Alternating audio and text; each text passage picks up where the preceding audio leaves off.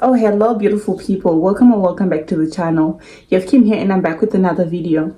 So as you can see from the title of today's video, I'm going to be talking about how to study abroad for solely to off on a budget. If this is the content you're looking for, please don't forget to like, comment and subscribe to my channel. Please help me grow, and don't forget to turn on your post notification bell so that you're notified every single time I post.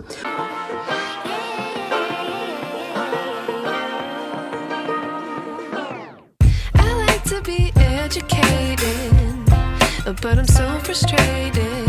Hello to my lonely. The first thing that I want to talk about is research. I've mentioned this on many videos on my channel. If you are planning to move to a different country via a study visa, I would very much encourage you to research each and every detail about the country that you're moving to or that you want to move to before you make a move.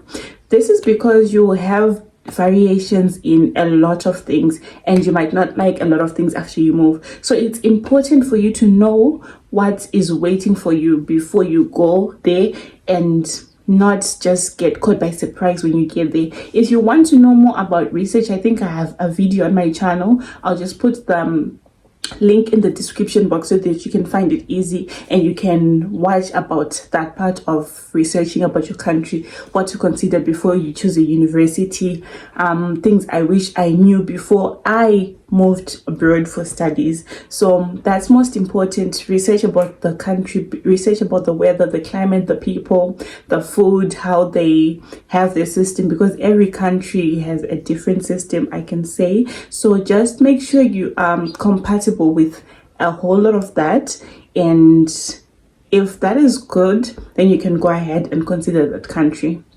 Moving on, I want to talk about private and government schools. I also made a video about this, moving abroad and deciding to study in private schools or government schools. All I can say is if you can't afford a very lavish lifestyle but you'd want to study abroad, for example in India, I would recommend for you to opt for government schools. Why am I advising you to opt for government schools? Government schools are relatively cheaper as compared to private schools. This applies even in African countries. Government schools are a lot cheaper, and when it comes to the school curriculum, for a country like India where I was, each and every department is governed by like a central board or a board in the country. So the syllabus is just the same, just that you'll be paying a lot more in private schools than in government schools. So if you think money is going to be an issue for you, I'm just going to advise you to at least consider studying in government schools, whereby there'll be less tuition fees and they can offer hostels for a lot cheaper prices, and you can always find a way around your dining or your food when you're there, whether you're in a government school or you're a private school student. So that's my second advice. Then the third thing that I'd like to touch on is about moving abroad with agents. In as much as it's all quick and easy to move with an agent, I would like to advise you to discard agents, abandon and leave agents alone. These people are out to get you and are out to spend your money. Why do I say this? When I went to India, I paid double for the plane ticket because the agent had the agent fee on it. I paid double for admission fee because the agent had the agent fee on it. So this is very much of an inconvenience because you get to waste about $500 to $1,000 paying an agent, whereby you can just research and look for a school by yourself. Because one thing that I like to really mention is everything that these agents know and everything that these agents are telling you, they also learn from the internet, and agents started their business from the internet. So after they got to know, maybe they visited the country and then at least they got some knowledge, but initially an agent started their business with the internet. So why can you not start your study abroad journey with the internet? Because each and every university has a website, fully detailed website. They have a help center, they have an admission cell. If you have a question, you can directly talk to someone from the admission cell. So that's my other advice. Discard agents, leave agents alone. They're out to get you and out to spend your money. Talking about that, I'd like to emphasize again about learning how to use the internet. If you're going to be moving from Africa to first world or second world countries, you really need to learn how to use the internet, because in these parts of the world, everything happens on the internet. You book a ride, you book an Uber on the internet. Sometimes you get food from the internet.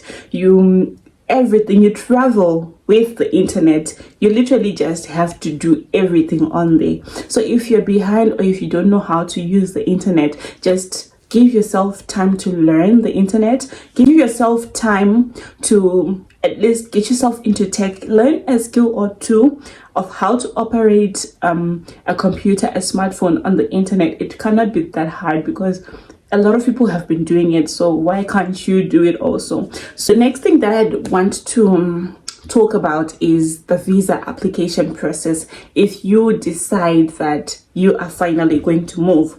So if you usually apply to a university and you get admission, the next step is to get your visa so that you can book your flight. So once you get your admission, you print out all the documents. The most important key, I'll always refer back to the internet part. The most important thing is going to the embassy website and seeing what they require for them to issue a visa for you. So for example, the Indian visa is not complicated to get. You just need all your documents, admission letter, proof of finance, your proof of residence, passports, and all that. You take them, you apply online. Again, we're going back to how to use the internet. You have to apply online, print out the application form, then take it to the embassy with your application fee. So if you don't know all that, if you haven't taken time to research about how to get your visa beforehand, you waste so much time and money going up and about the embassy asking. And if you ask, they'll just tell you, go back home and apply online, then you bring back the forms. So you get it. And also, if you consider applying for an agent, they're going to charge you visa application fee a lot more than that is required by the embassy. So if you want to study on a budget, I'll always refer back to internet. Learn how to do things yourself. Don't depend on anyone or an agent for them to do things for you. The thing that I want to talk about is finding an alumni or a current student at that school that you've finally decided to go to help you with your travel process.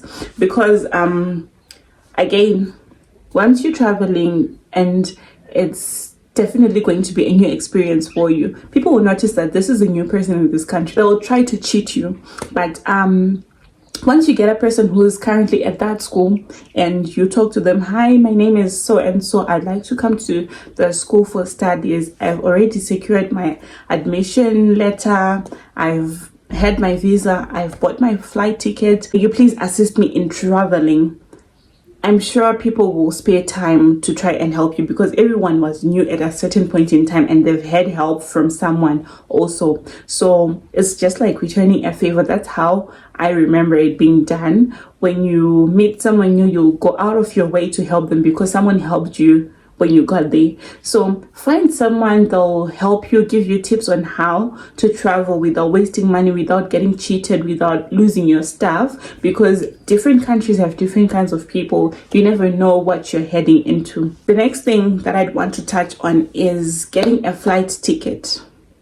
I've seen in the city they've opened travel agents.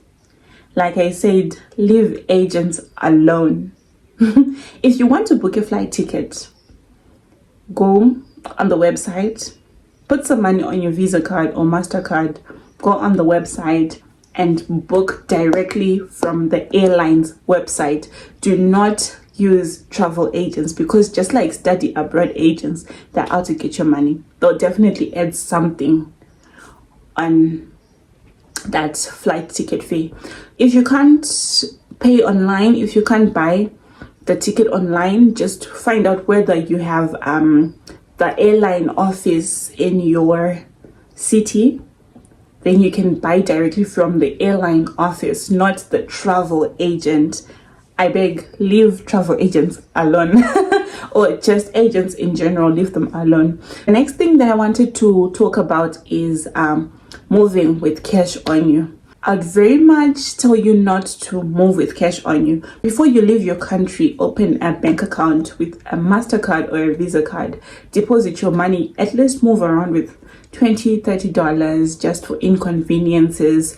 But have all your money on your Visa card or your MasterCard. So when you get to the country, the first thing that you're going to do is to withdraw the money that you put on there, but in the currency of that country.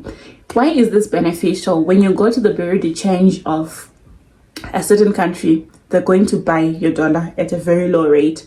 So you'll figure out that the money that you're supposed to have from the money you had is relatively lesser than the money that you'd have had if you had withdrawn the money. Avoid getting cheated by those people that will tell you, this is not money, we need to change your money. Then they'll tell you, we're selling for this much money, but because you're desperate, you're going to accept the rate that they are going to give you. Then the final thing that I'm going to be talking about is booking flights. I would really much advise for you to do some research and book more direct flights. I'm talking about this in the sense that countries will have cheaper flights for different cities and more expensive flights for different cities, but that expense is going to spare you the hassle of traveling, of negotiating with, there's other taxi guys, please take me to this train station, I need to get to this place. Then you sit on a train, you have no idea where you're going. So book more direct flights. Talk to at least an alumni, please wait for me at the airport in the city. And there's someone who willingly help you if they know that, okay, I'm just going to take 30 minutes out of my day to go to the airport, get this person and drop them at school. Then I have to travel to a whole different city to get this person. A person will think twice before attempting to help you. So that's another key factor to saving your money and traveling safely. Book more direct flights. It's going to cost you a bit, but it's going to save you on being cheated and getting at least more help, because once you're in the city, you can tell people, I want to go to this university. They'll tell you, oh, just go in this direction, you'll be there. But if you're in a whole different state and you tell them, I want to go to this university, they need to start explaining, oh, to get a taxi from here to the bus station or to the train station, once you get there, go to this counter, get a ticket, go there, board your bus, board your train. It's going to be a hectic situation. So book more direct flights to avoid any inconveniences. Then the last thing exactly that I wanted to talk about, this wasn't the last thing. The last thing that I wanted to talk about is on how to actually find out which airline has the cheapest ticket.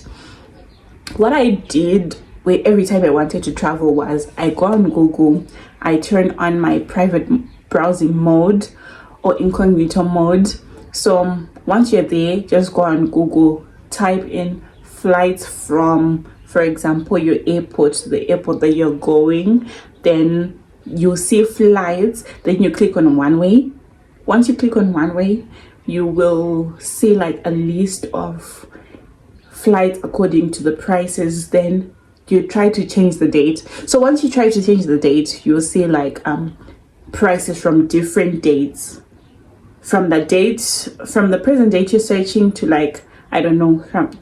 the latest date they can have a fare for. So you'll be able to choose which day actually has the cheapest airfare. So once you click on that day, you'll see which airline has that airfare. So it's easier for you to choose which airline you're going to travel using. If you would like to study abroad and you have any questions, particularly for studying in India on anything, you can DM me on Instagram at September1_1_. Then I'll gladly reply to your message. I can help you with all your applications. I can help you in every way possible. So yeah, I'm here for you. Don't forget to like, comment and subscribe. Thank you so much for watching. I hope to see you when I'm back with another video. Bye.